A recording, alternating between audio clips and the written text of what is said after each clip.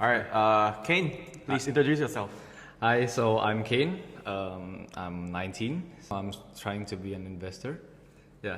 So I'm currently still studying at Queen's University, studying finance. Probably wanted to be a asset manager. Wow. Yeah. So, yeah, I think that's it. Man, impressive. So, why UK? It was a hard choice the first time. I didn't really know where I would study.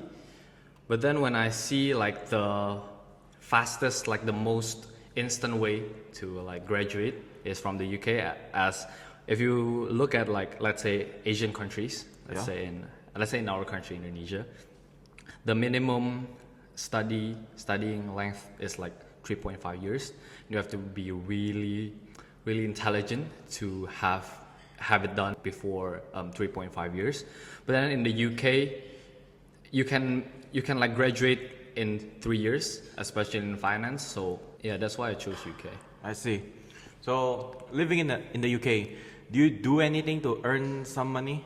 I do part time, by the way. Oh, part-time. So it was because this kind of long story, but long story short, I had a sleep deprivation. So I was only sleeping for like 3 to 4 hours, and I don't know. I think it's insomnia or what. So I booked a flight ticket to my home, but you know, there's a there's a feeling of when you lose money, there's a feeling of losing money, right? Oh yeah, definitely. So I tried to get my money back by finding some jobs, and so I do part time there. But then after I have covered the flight tickets, I still continue my part time. Yeah. So, I believe you first dabble into the stock market in Indonesia. Yeah, that's true. Okay, so when did you start dabbling it and why? So I start doing stocks since I was like 15. 15. So Yeah, 15. It was like middle school. Yeah, middle school. I see. Third grade in middle school. Pretty young. Yeah, pretty young. It was because when I saw there are people who can like make money easily just by pressing buy and sell in stock market, I feel like, oh, it's very interesting. Like, you don't have to really work or anything. You just press like buy and sell. You look at the economic. You look at the world economically, and you just press buy, and then the stock goes up. I think it's. I was thinking that it was pretty easy. Oh, but it's definitely not. Yeah, it's definitely not. But that's what got me into the stock market. I see. For how long have you been studying in the UK? In the UK, it's my first year, so almost 1 year. Almost 1 year? Yeah, it's my second semester. I'll be flying back later for the final exam. I see. Yeah, so Well, good luck for it.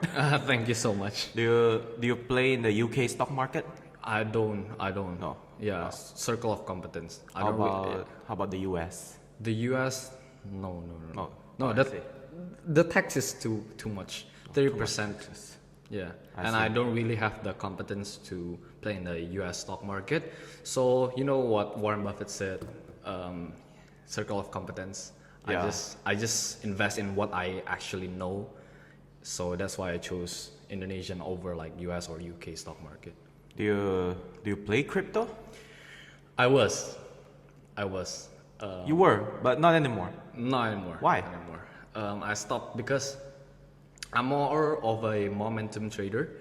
So Okay. I saw like I'm not marrying one asset.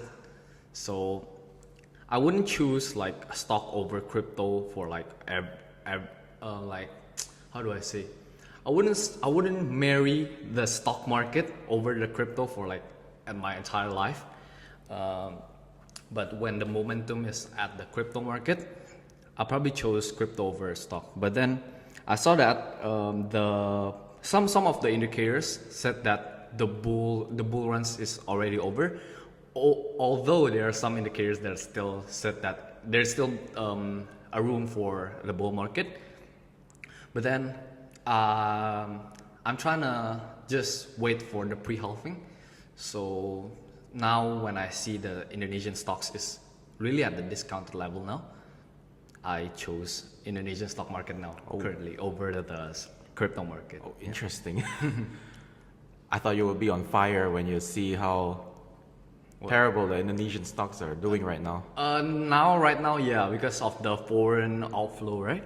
Yeah, because I saw that the international, like the foreign fund, let's say the Morgan Stanley, Goldman Sachs, and also the not JP Morgan, but several of the foreign fund are downgrading Indonesian stocks. Some of them are because of the monetary risks. Some of them have the reason of because of the unstable governance. But I'm pretty confident with Indonesian stocks over a few years because of the Danantara, and I think that this discounted level is an opportunity, and I don't really buy the stocks at a pretty high average price. My average price is kind of low, so not really stressed about that. Well, very interesting perspective. Yeah.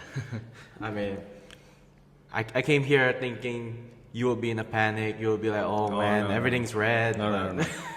If it's my first year in the stock market, I probably will stress, but You're quite experienced. Yeah, having too much time, too much stress at the stock market, I think a small drop isn't gonna like stress me out. As long as I know what I'm investing on, and as long as I know that as long as I know the goal, I don't think it's gonna be a problem.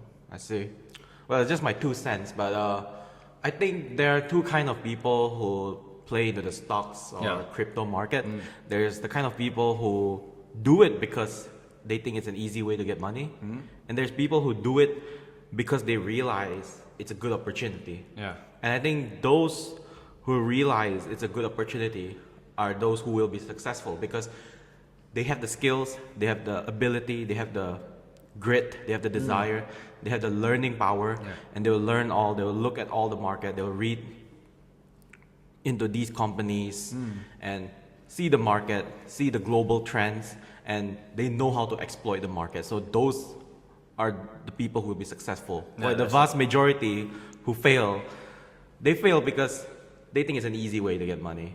So they don't really put much effort into it, and those are most of the people who will fail. Yeah, that's true. Just my 2 cents. Okay. Well, so Kane, when do you think you'll be going back into crypto? So you did mention you played in crypto before, but you eventually stopped. Yeah. So when did you stop, and when did you think you'll come back into it again? So when did I stop? I stopped at the Trump election. Oh, Trump election. Yeah, Trump election. It was very bullish. There are several coins that I do make a profit. There are several coins that not even hit my break-even point. I don't wanna mention any coins, but yeah, there's some trending coins in Indonesia if you guys might know, but I'm not gonna mention any. I stopped because the market was too bullish at that time, and I'm a momentum trader. So I saw like there are several indicators that shows that it's extremely greedy. It is extremely greedy, and also like the big caps are starting to slowly go down. Like let's say for the real world asset coins, crypto, XRP and HBAR, it was very bullish, but then there's a big engulfing bearish candle. So based on what I see is the medium cap and the small cap are always following the big cap. So when the big cap of the real world asset is starting to go down, because I hold, for context, I hold a lot of real world asset coins, and because of the real world asset coins are going down, the big caps one, and I hold the mid caps and the small caps one. Before the mid cap and the small cap starts to also fall, I sold it. So I sold it at that time, and I haven't got back to crypto ever since. And I luckily I can sell them at all-time highs. So like literally at the not really at the highest, the peak, but then it's one of the highest price at that time. So pretty lucky. I wouldn't say it's because of my analysis or anything, to be able to sell at the peak. Yeah, but then that's when I stopped doing crypto, and then I moved to Indonesian stock market, because yeah, it's pretty. I think it's pretty discounted at this moment, with too much foreign outflow. But yeah, hopefully foreign will go back. Not financial advice. Not, guys. not financial advice. Not financial not advice. financial advice, but hopefully the foreign fund will get back the foreign inflow. But then I'll probably get back to crypto at. I've done a calculation, again, not a financial advice. I think it would be on the November of 2026 or the early 2027. This is a basic time analysis. If you do the basic time analysis, it got you can entry at about that time. But then I will also be seeing several indicators, such as the Bitcoin rainbow chart, logarithmic chart. I don't know, is it MRV chart? Yeah, there's some indicators that I think it's pretty valid, and I've saved it in my phone. So if those indicators start to show that the Bitcoin is starting to get bullish again, and it's a really good price to buy, I probably will go back to the crypto market. But then again, I'm not marrying an asset. Some people will say like crypto is the best. Why do you touch stock market? Some finance people would say like crypto is like full of shit. Like why would you invest in crypto? Like there's no basis of it. I don't want to be those two guys. Like when there's an opportunity, I will go in there. So yeah, I think that's when I'm gonna start investing in crypto again. Okay, thank you. That's wonderful insight. Yeah. Okay, so Kane, if you're comfortable with sharing, what's your biggest loss and gains? Biggest loss. I lost in one. It's from crypto. Because crypto is way more volatile than the stock market. Yeah. But then the potential upside, of course, is way bigger. For overall, I'm not saying like each coin or each stock, but then overall, I think crypto has a way bigger upside potential, but also way bigger potential downside.